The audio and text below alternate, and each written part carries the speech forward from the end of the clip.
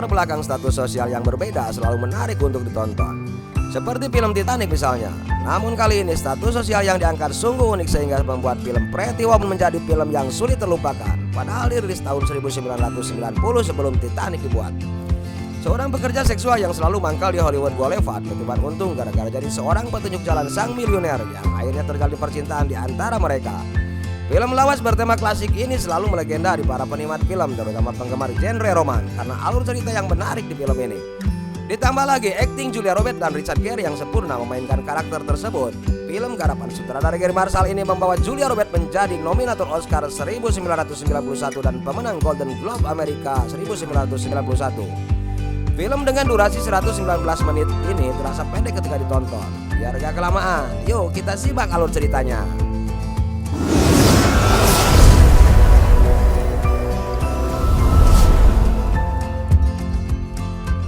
Kisah ini berawal seorang milioner bernama Edward Lewis yang diperankan oleh Richard Gere yang berasal dari New York harus pergi ke California untuk membeli perusahaan milik Porsche yang terancam bangkrut.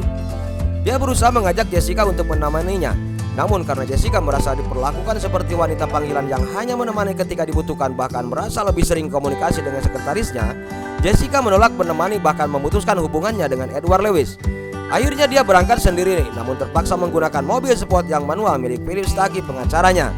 Karena mobil limosin miliknya terhalang mobil lain yang sama-sama berada di pesta tersebut. Edward Lewis yang tidak begitu mahir menggunakan mobil tersebut akhirnya tersesat di kawasan Hollywood Boulevard. Vivian yang diperankan oleh Julia Roberts yang baru tiba di pangkalannya datang menghampiri Edward. Vivian adalah seorang gadis miskin yang tinggal ngontrak sekamar dengan Kate di kawasan Hollywood Boulevard yang kehidupannya keras penuh dengan perilaku kriminal. Harus menghadapi hidup yang sulit sampai kontrakan pun belum terbayar. Penjajah seks komersial satu-satunya jalan keluar yang bisa menutupi kebutuhannya pada saat itu. Vivian menawarkan jasa untuk bisa membantu Edward. Ternyata Edward hanya butuh petunjuk jalan menuju Beverly Hills. Akhirnya Vivian pergi menemani Edward setelah mendapat imbalan $20.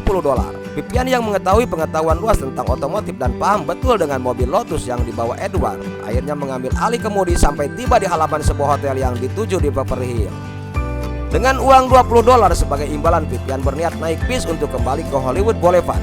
Namun Edward yang melihat Vivian masih duduk sendiri menunggu bis yang belum kunjung tiba, akhirnya Edward mengajak Vivian untuk menemaninya dengan bayaran $100 per jam. Ketika sampai di kamar hotel, Vivian menganggap Edward buang-buang waktu karena hanya minta ditemani ngobrol.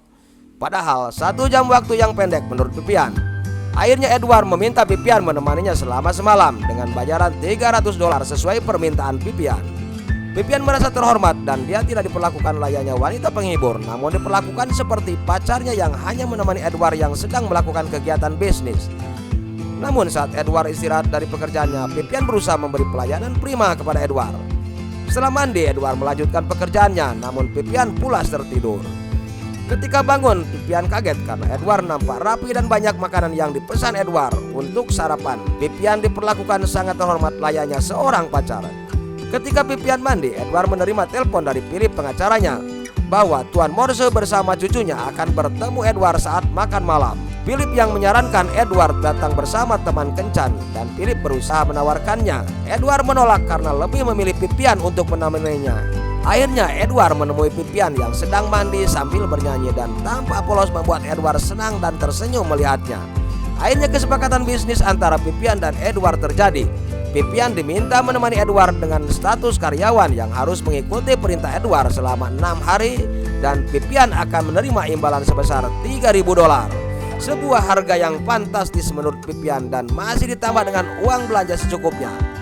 Sambil tiduran, Vivian menelpon temannya Kate menceritakan kegembiraannya di kontrak $3.000 selama seminggu sekaligus menanyakan tempat terbaik untuk membeli pakaian di Beverly Hills.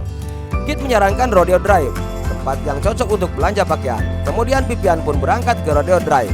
Vivian menanyakan harga pakaian yang elegan, namun para pelayan toko meremehkan Vivian yang berpenampilan gadis jalanan. Semua pelayan menganggap Vivian tak akan mampu membelinya dan malah menyuruhnya pergi meninggalkan toko. Vivian pun kembali ke hotel dengan wajah murung dan kecewa. Uang yang dia bawa untuk membeli pakaian menjadi tak berarti.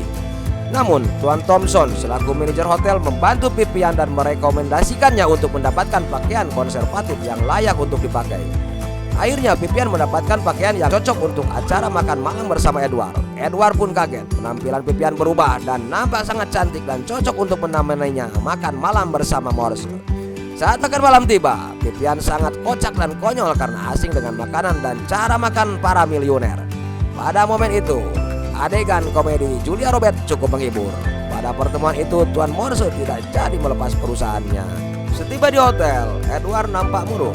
Vivian berusaha menghibur dengan mengajak nonton TV semalaman. Namun Edward memilih pergi menyendiri dan ternyata dia asik memainkan piano di bagian bawah hotel. Vivian yang merasa kesepian sendiri di atas akhirnya menyusul Edward dengan diantar petugas hotel. Edward pun meminta pengunjung lain yang sedang berada di situ sambil menikmati alunan piano yang dia mainkan untuk membiarkannya hanya berdua bersama Vivian. Akhirnya para pengunjung pergi dan tinggallah mereka berdua. Terjadilah percintaan yang romantis dan erotis di atas piano. Keesokan harinya, Vivian kembali belanja pakaian dan kali ini ditemani Edward. Vivian diperlakukan sangat terhormat dan menghabiskan uang yang sangat banyak. Penampilan Vivian pun berubah menjadi perempuan yang sangat terhormat. Sesampai di hotel, percintaan romantis kembali terjadi. Vivian memanjakan Edward dengan sebuah terapi spesial. Edward pun mulai merasa sangat dekat sampai mau menceritakan masa lalu keluarganya kepada Vivian. Kejadian buruk terjadi saat menonton permainan berkuda. Philip menyindir Vivian yang akhirnya mengetahui latar belakang Vivian yang sebenarnya dari Edward, karena Edward terpaksa menceritakannya kepada Philip setelah Philip menduga Vivian mata-mata bisnis yang dipasang Morse. Sesampai di hotel, Vivian marah dan berniat pergi meninggalkan Edward. Namun ketika Vivian menunggu lift sambil membawa seluruh barang miliknya, Edward yang kaget ternyata Vivian tidak membawa uang bayaran yang diberikannya, segera menghampiri Vivian sambil memohon maaf dan berjanji tidak akan membuat hati Vivian terluka untuk yang kedua kalinya. Akhirnya Vivian kembali ke kamar hotel. Romantisme pun terjadi kembali sambil Vivian menceritakan masa lalunya, sampai dia terpaksa melakukan pekerjaan sebagai wanita penghibur. Edward pun memotivasi Vivian bisa hidup lebih baik dengan kecerdasan yang dimiliki Vivian. Esoknya, sungguh istimewa, Edward mengajak Vivian nonton opera di San Francisco. Vivian dengan dandanan terbaiknya berhiaskan kalung seharga $1,4 juta layaknya teman kencan sang milioner. Kemesraan dan perlakuan Edward terhadap Vivian yang menjadikannya wanita terhormat membuat Vivian jatuh cinta pada Edward. Tibalah pada hari terakhir kontrak kerja Vivian dengan Edward. Edward merasa peduli terhadap Vivian. Dia melarang Vivian kembali ke jalanan. Dia akan memberikan apartemen, kendaraan, dan toko buat usaha Vivian. Namun Vivian tidak merasa bahagia dengan semua janji Edward, karena dia sudah jatuh cinta pada Edward yang diharapkan seperti dalam dongeng ibunya.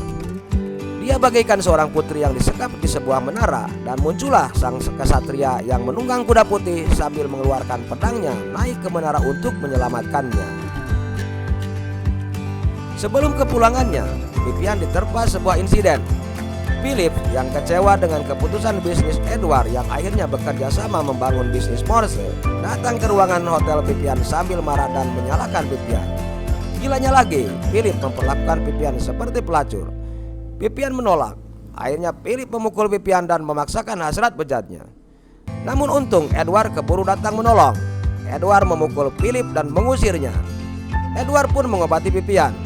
Setelah merasa baikan, Vivian mengungkapkan keinginannya seperti dalam dongeng sebelum dia pergi meninggalkan Edward.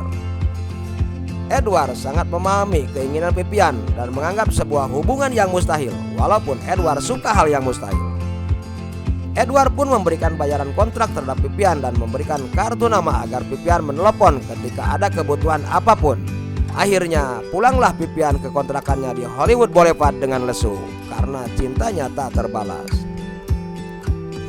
Edward pun karena urusan bisnisnya di California sudah selesai berniat pulang ke New York pada saat itu. Namun Edward yang sebenarnya juga mencintai Vivian minta kepada supir hotel yang kebetulan tadi mengantar Vivian untuk mengantarkannya pula ke kontrakan Vivian. Dengan membawa seikat bunga, Edward pun naik ke tangga menuju lantai 2 untuk menemui Vivian, seperti kesatria yang naik menara untuk menyelamatkan putri. Vivian pun turun menyambut kedatangan Edward dan mereka berpelukan di tangga kontrakan. Itulah rangkuman alur cerita film Pretty Woman yang berakhir dengan terjalinnya hubungan percintaan sang milioner dengan gadis jalanan. Pelajaran yang bisa diambil dari cerita ini, hidup harus dijalani, tak perlu disesali apapun yang terjadi. Karena walaupun sulit, kalau takdir menghendaki, perubahan nasib akan datang menghampiri. Dalam film ini, cinta sejati menjadi jalan perubahan nasib itu terjadi. Terima kasih telah menonton video ini. Sampai jumpa di video lainnya.